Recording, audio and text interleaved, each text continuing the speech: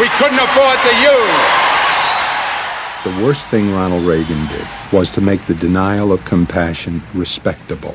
He said, you've worked hard, you've made your money. You shouldn't have to feel guilty about refusing to throw it away on people who choose to be homeless and who choose not to work. That's what he said. He said it with an elegance and a kind of benign aspect that disguised its harshness. Do you think we can do anything about it?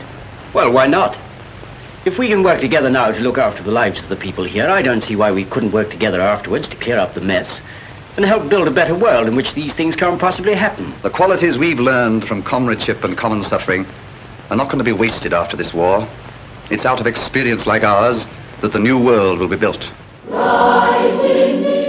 That same idea of marshalling the collective force of the masses to challenge the entrenched power of wealth and business had also led the Labour Party to power in Britain after the war.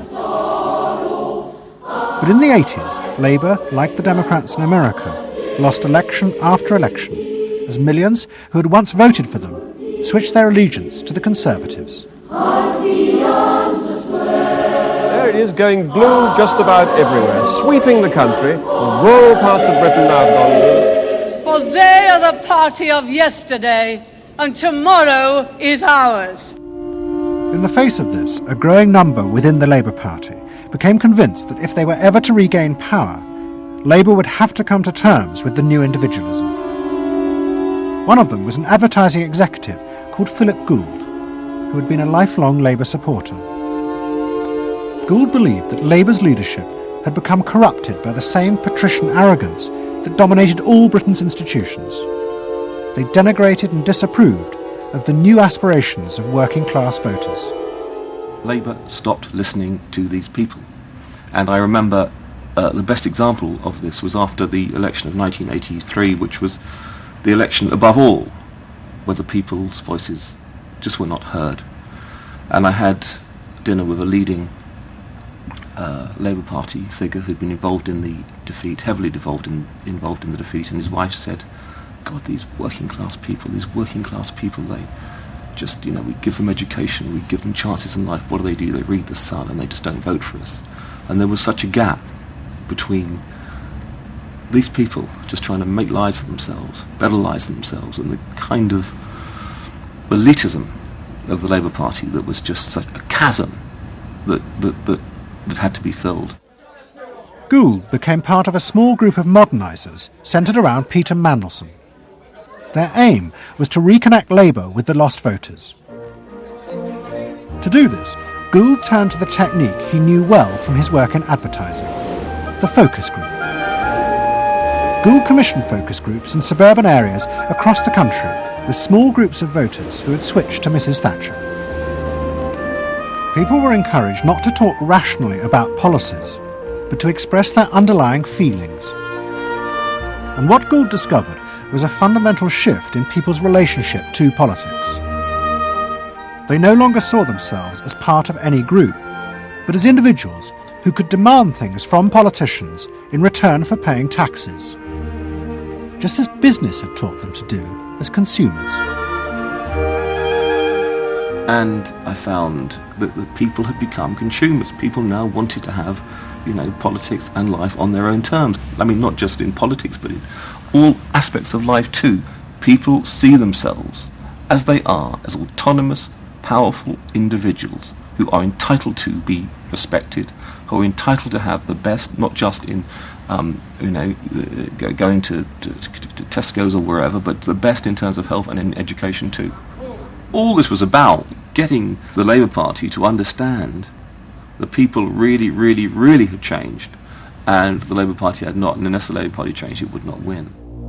Philip Gould now set out to try and persuade the Labour Party that they would have to make concessions to what he called the new aspirational classes. But he was going to face implacable opposition. In the run-up to the 1992 election, Gould argued that the only way to win was for Labour to promise not to put up taxes. But the Shadow Chancellor, John Smith, angrily refused. Labour would stick to its fundamental policies. They would fight the election with the promise of tax increases to create a fairer society. And as the campaign began, it seemed as if Philip Gould was wrong. The traditional polls consistently showed Labour ahead, despite the Conservative campaign message that a Labour government would put up taxes. Even the Conservatives' oldest allies in the press became convinced that by harping on about tax, the Conservatives were cutting their own throats. So the worry about the Tories must be that they're not at the moment conveying a sense of grip and being in control.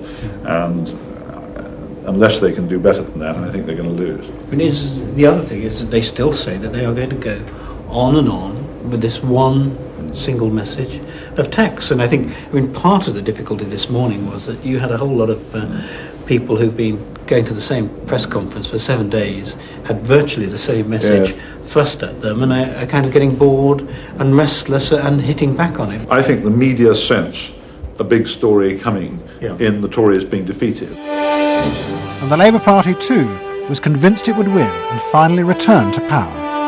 It's now time to meet the men and women who will form the next government.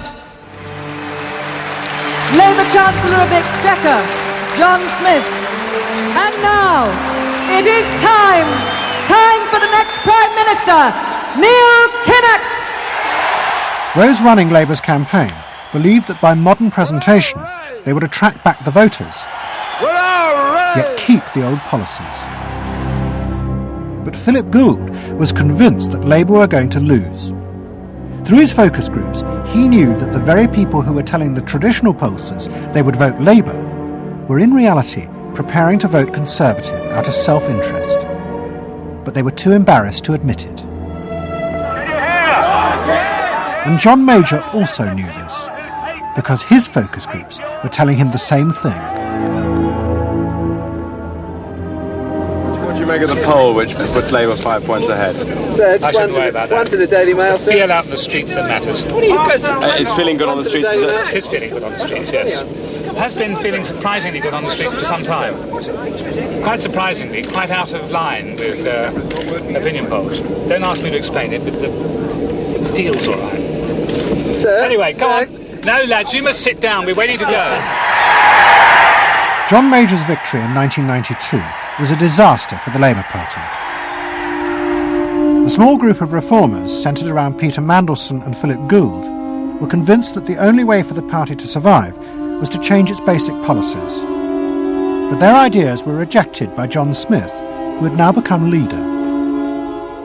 Philip Gould left Britain to go to work for the campaign to elect Bill Clinton president in America. The 1992 election, during it and afterwards, people felt under great strain and really did feel demoralised and dejected. And then to go from this to the Clinton campaign, it was an extraordinary experience, because here suddenly I found articulated many of the ideas that I'd had but not fully myself been able to encapsulate or to articulate. If you want a president who will restore the middle class, reclaim the future for the middle class, and restore the American dream, vote for Bill Clinton in New Hampshire and send a signal to the country that we are coming together. What Gould discovered was that, like the Labour Party, the Democrats had also been doing focus groups with swing voters. The difference was that Bill Clinton had decided to tailor his policies to fit with these voters' desires. Above all, with their ferocious belief that they should only pay tax for things that benefited them, not for the welfare of others. I have no idea what percentage of my tax dollars go to welfare, but even if it's a minuscule percentage, even if it's a quarter of a percent, it's still too much for the people that are receiving these benefits that are basically non-productive. The Clinton team decided that to win, they had to promise tax cuts for these suburban voters. And they also used the focus groups throughout the campaign to check every appearance, speech and policy with them for their approval. What Clinton called the forgotten middle class became central figures in a new type of reactive politics. Candidates for the presidency of the United States had been prepackaged and designed for many, many years. What was new was an attempt to use very sophisticated or pseudo-sophisticated techniques to plumb the public psychology, to find out precisely what the desires of the individuals were, and then to come up with a candidate and a platform and images and words that exactly responded to those deep desires. This was packaging at a new level. This was polling at an extreme. I'm not going to raise taxes on the middle class. And the middle class needs a break. Government is in the way. It's taking more of your money and giving you less in return. In the name of the hard-working Americans who make up our forgotten middle class, I proudly accept your nomination for President of the United States. Stay focused. Talk about things that matter to people. You know? It's the economy, stupid. Okay? But Clinton's campaign team, led by James Carville and George Stephanopoulos, did not believe that they were capitulating to the selfish desires of the middle classes. Tax cuts were the price they had to pay to regain power. But once in power, they would still fulfill traditional democratic policies and help the poor who had been neglected under Reagan, above all with the reform of health care. They would pay for the tax cuts by cutting defence spending and increasing taxes on the very rich. In this way, they believed they were forging a coalition of the new and the old voters, both of whom could be satisfied. Probably for the first time in a generation tomorrow, we're going to win. And that means that more people are going to have better jobs. People are going to pay a little less for health care, get better care. And more kids are going to go to better schools. So thanks.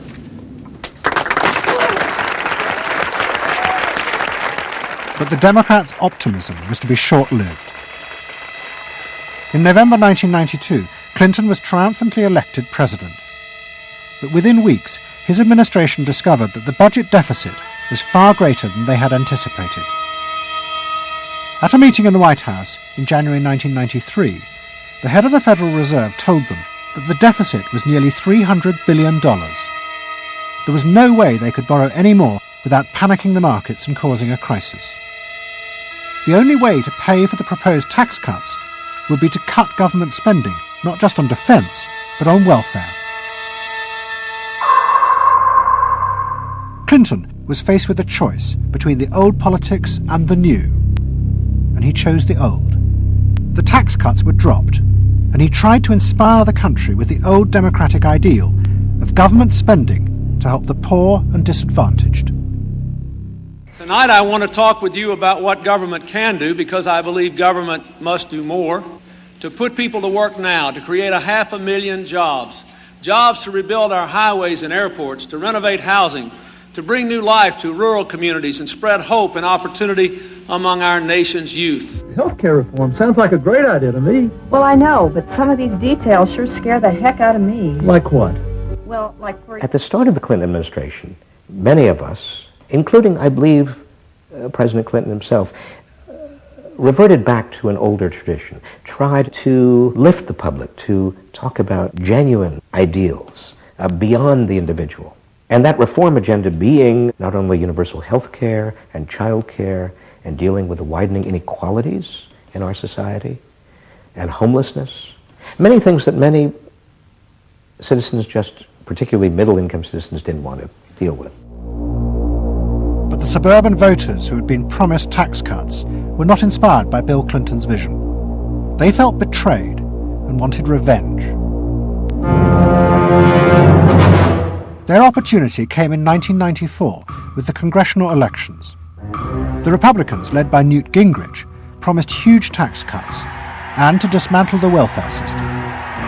The voters who had defected to Clinton switched sides yet again, and the Republicans won both houses of Congress in a landslide. Well, I think it's a tremendous vote in favor of smaller government, lower taxes, and in a sense, a renewal of the Thatcher-Reagan tradition. And I think in that sense, it's pretty decisive. It means that the welfare state is going to be less hospitable for people who are not willing to take responsibility for their own situation. No question about it. I think today is the beginning of the end of the welfare state. For Clinton, it was a disaster. Faced with a hostile Congress, there was no way for him to get his reforms through.